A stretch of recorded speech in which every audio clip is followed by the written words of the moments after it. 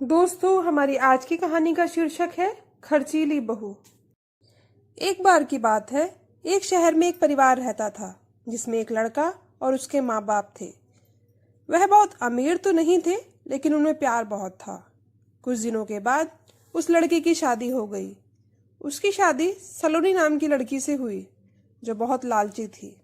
वह अपने पति को किटी पार्टी में जाने के लिए बार बार नए कपड़े और गहने लाने को बोलती थी। उसके पति ने उसको समझाया कि अपने बराबर वालों से ही दोस्ती करनी चाहिए। अगर तुम महीने में 10 बार किटी पार्टी में जाओगी तो तुमको हर बार नए कपड़े और गहने कौन दिलाएगा।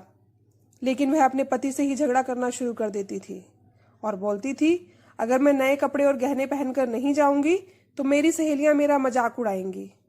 तुम ज्यादा कमाने की तो सोचते नहीं हो, बल्कि मुझे ही रोकते रहते हो।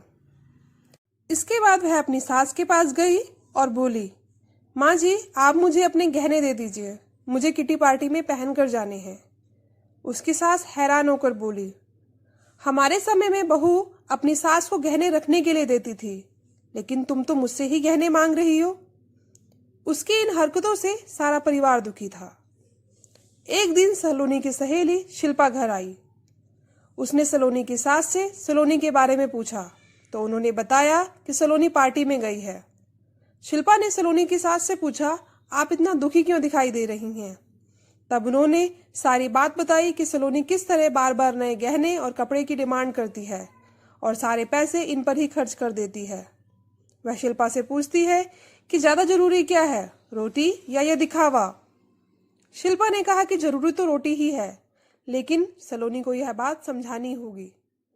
सलोनी की सास ने पूछा, वह कैसे।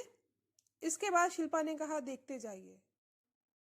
शिल्पा अपने सारे गहने और नए कपड़े जितने भी थे उसके पास वह लेकर सलोनी के घर रख गई और उनका सारा राशन और फर्नीचर लेकर अपने घर चली गई।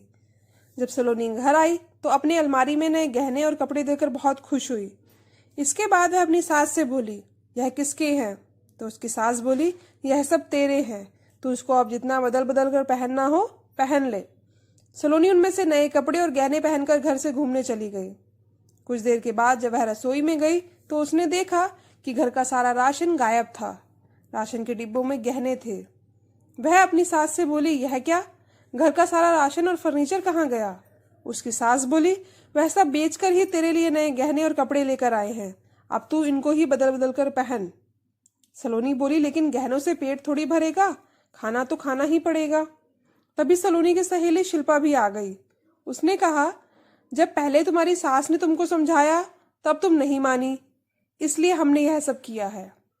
अगर तुमको लगता है कि तुम्हारा पति पर्याप्त नहीं कमाता तो तुम खुद नौकरी क्यों नहीं करती हो। तुमको इन फालतू के दिखावे से बचकर अपने घर पर ध्यान देना चाहिए। अब सलोनी को अपनी गलती का एहसास हो चुका था।